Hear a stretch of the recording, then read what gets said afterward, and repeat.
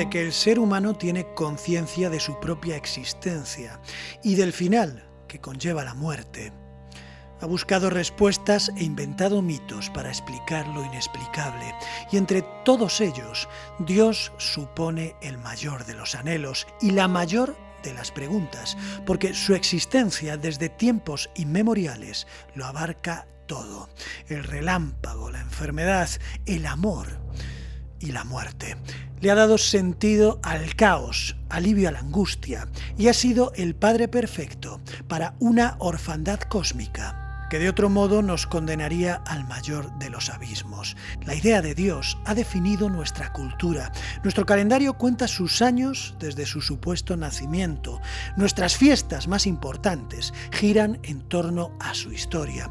Nuestra ética se basa en sus supuestos mandamientos y nuestras catedrales, leyes y costumbres se apoyan en las enseñanzas históricas del libro más vendido de la historia, que no es otro sino la Biblia. Sin embargo, con el tiempo, Dios ha empezado a retirarse. Copérnico lo desplazó del centro, Newton lo redujo a una ley y Darwin lo convirtió en una hipótesis innecesaria.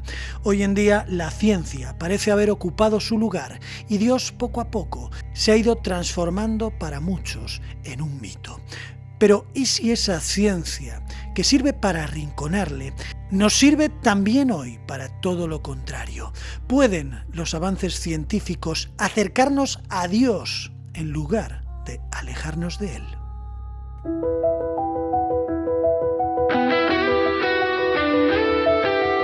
Hoy sabemos que hay distancias infranqueables, que la noche no tiene límites, que el universo se está expandiendo en la nada absoluta, en el rincón impredecible, en el error inconfesable, en la estadística confusa. Y todos nosotros disfrutamos de una vida cuya voz desconocemos. Hoy sabemos. Bienvenidos a Soles Lejanos 2.0. Les habla David Minayo desde el lado divino de las ondas. Como acabo de decirles, la Biblia es el mayor bestseller de la historia, pero hay otro libro mucho más actual que también se ha convertido en un gran éxito, reabriendo un debate que para muchos ya estaba superado.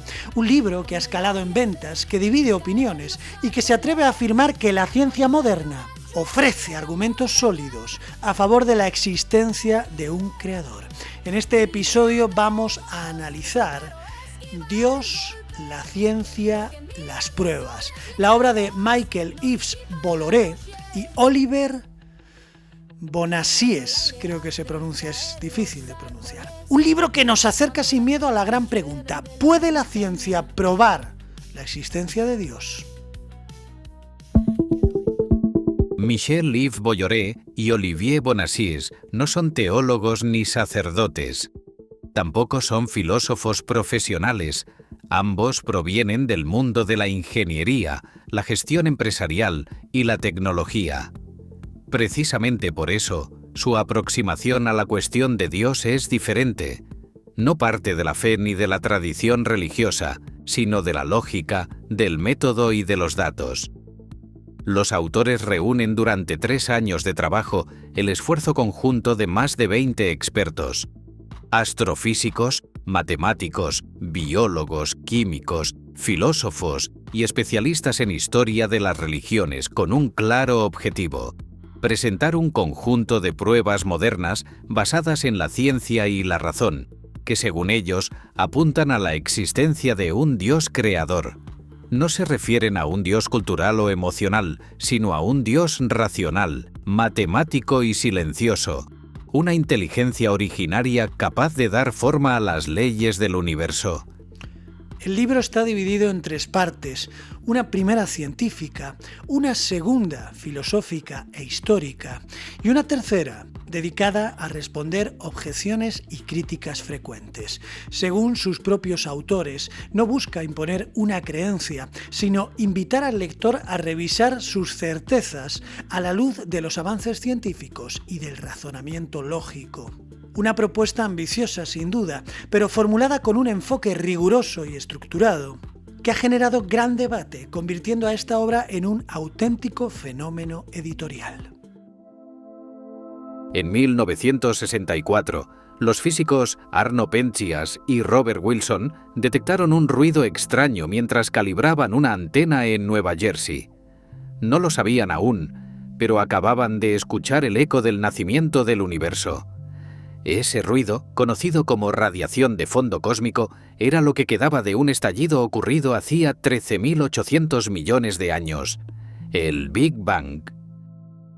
Para los científicos aquello fue una revolución, porque el hecho de que el universo tenga un principio quiere decir que tuvo un antes, un tiempo en el que no existía, y eso conlleva un comienzo que debe tener una causa. El espacio, el tiempo y la materia surgieron juntos en ese primer instante que llamamos Big Bang. No existían antes, y eso implica, por tanto, que cualquier causa del universo debe ser externa al tiempo, al espacio y a la materia. En otras palabras, una causa no material, no temporal y no espacial que, para los autores, corresponde a lo que muchas religiones llaman Dios. La teoría del Big Bang no fue aceptada fácilmente por la comunidad científica. De hecho, durante décadas, muchos mostraron una fuerte resistencia hacia ella, porque, como ya hemos visto, implica que el universo tiene que tener un principio. Y hasta ese momento se creía en un cosmos eterno y estático, que no necesitaba ni causa ni creador, un universo autosuficiente, que no debía su existencia a nada ni a nadie. Pero el Big Bang rompió esa comodidad filosófica, planteando inevitablemente una pregunta sumamente incómoda: ¿qué o quién lo provocó?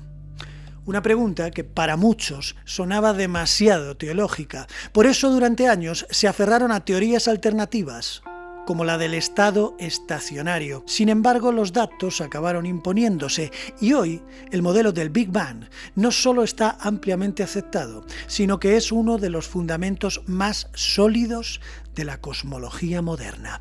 Una aceptación que paradójicamente nos remite de nuevo a esa pregunta sin respuesta.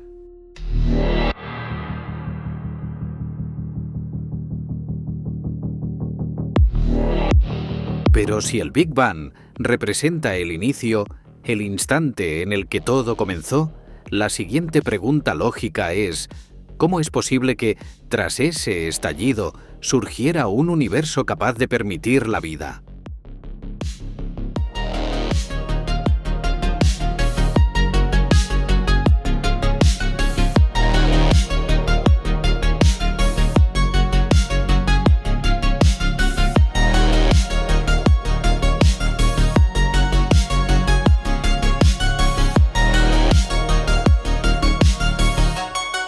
Y es que una cosa es que el universo tenga un origen, y otra muy distinta es que ese universo esté construido con una precisión extrema, tan ajustada que parece haber sido pensada al milímetro.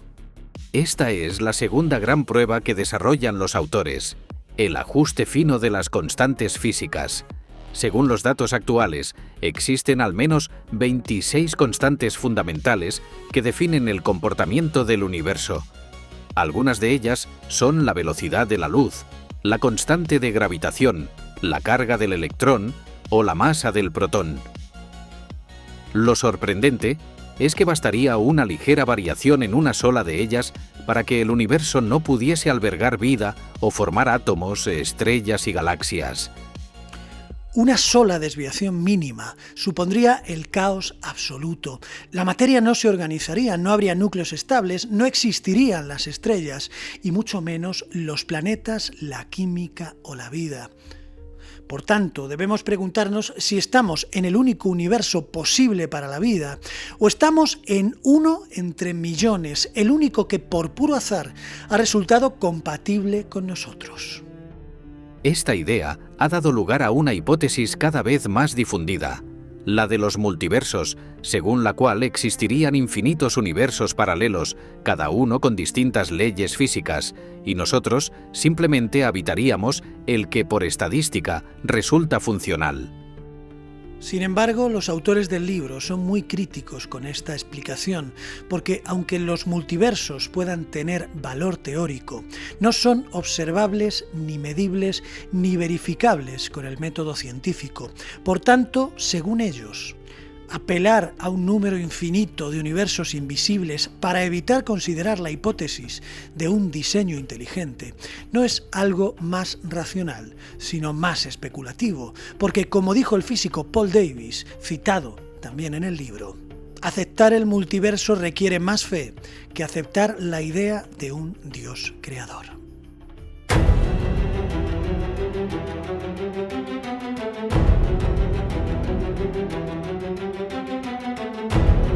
La tercera gran pregunta que se hace el libro es quizás la más difícil. ¿Cómo apareció la vida? Todos hemos oído alguna vez la teoría de la sopa primordial, la idea de que, hace miles de millones de años, en los océanos primitivos de la Tierra, ciertas moléculas se combinaron por azar dando lugar al milagro científico de la vida. Esta es una imagen muy sugerente, pero según los autores del libro, esa explicación no basta, porque la vida, incluso en su forma más simple, resulta ser extraordinariamente compleja. Una célula no es solo un saquito de materia, es una fábrica organizada, con partes que cumplen funciones específicas: producir energía, copiar información, reparar errores, fabricar proteínas y protegerse del entorno. Pero lo más sorprendente es el sistema que controla todo eso. El ADN, un lenguaje en código, una cadena con instrucciones que le dice a la célula qué debe hacer.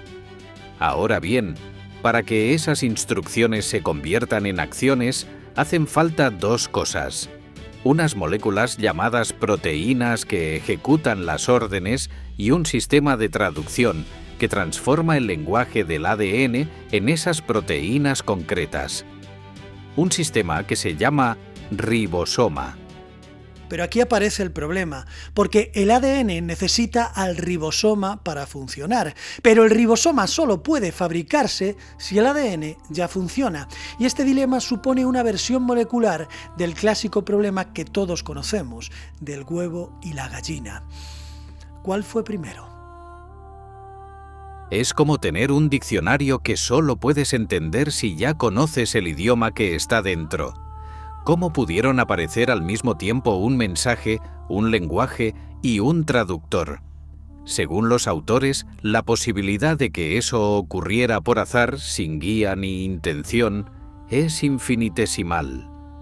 Citan estudios que calculan que la probabilidad de formar una célula funcional por puro azar es de 1 entre 10 elevado a 3.400.000. Un número tan grande que si escribiéramos todos sus ceros, llenaríamos más papel que el tamaño del universo. Y a pesar de décadas de investigaciones, nadie ha conseguido recrear artificialmente ese proceso.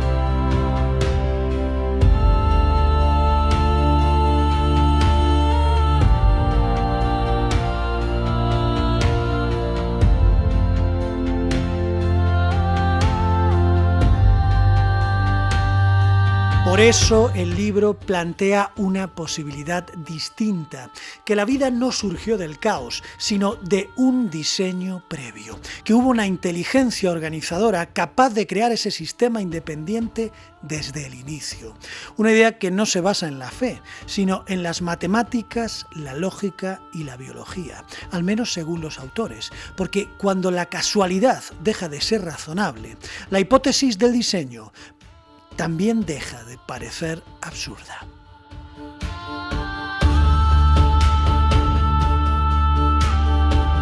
El astrofísico Fred Hoyle lo resumió con una imagen inolvidable. La posibilidad de que la vida surgiera por azar es comparable a la de que un huracán que atraviesa un vertedero ensamble por sí solo un Boeing 747.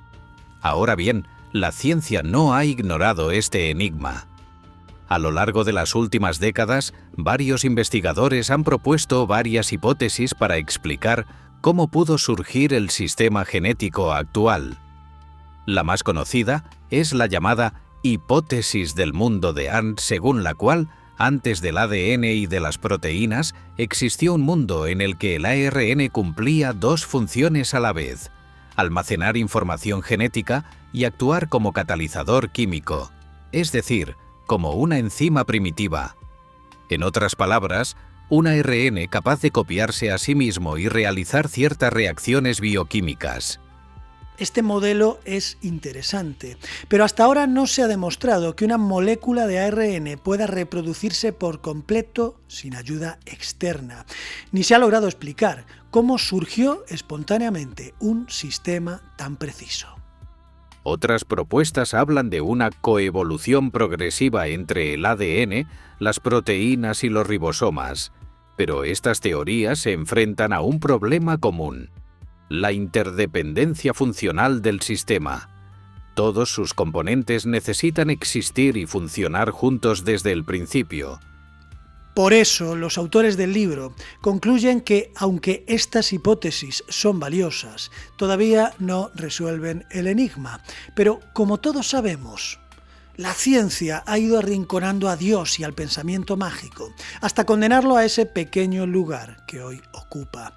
Pequeño si lo comparamos con lo que ocupaba hace apenas 100 años, cuando todo el mundo iba a misa o se encomendaba a él antes de acometer cualquier acción peligrosa. Es cierto que todavía hoy mucha gente lo sigue haciendo, pero coincidirán conmigo en que son muchos menos que antes. Por tanto, esto nos lleva a pensar que todas estas preguntas que hoy nos llevan hacia Dios, dentro de un tiempo encuentren una respuesta lógica que pueda ampararse en la ciencia. Algunos podrían decir: ¿y si simplemente aún no tenemos todos los datos? Es una objeción válida. La historia de la ciencia está llena de enigmas que se resolvieron siglos después. Pero el libro responde con una advertencia clara: el materialismo, la idea de que todo lo real es solo materia, energía y azar, no es una verdad demostrada.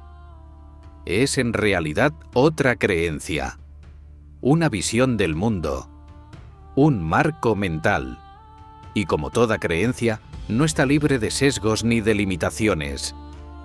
Por tanto, el libro no parece proponernos una fe ciega, sino que miremos los datos con menos miedo a lo que podrían estar diciéndonos. Y es que el libro lo que parece intentar es que nos planteemos seriamente la posibilidad de que ya tengamos suficientes datos como para considerar en serio la hipótesis de Dios, no como un dogma, sino como una explicación racional. Siempre fuiste la mano. Hemos visto tres grandes pilares sobre los que los autores sostienen su hipótesis. El universo tuvo un comienzo. Ese universo está ajustado con una precisión extraordinaria. Y la vida, en su forma más simple, desafía toda explicación por azar. Tres hechos conocidos por la ciencia que adquieren una dimensión distinta si los miramos sin prejuicios. Porque estamos juntos y a la vez muy lejos. Porque unir dos bocas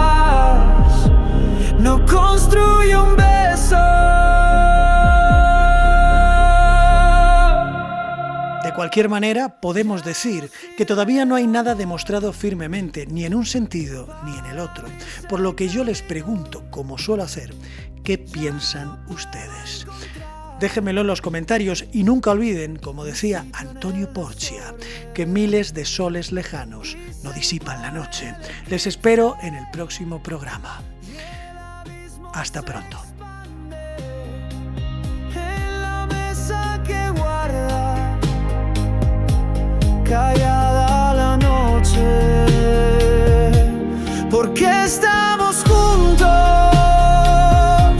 y a la vez muy lejos, porque unir dos bocas no construye un beso,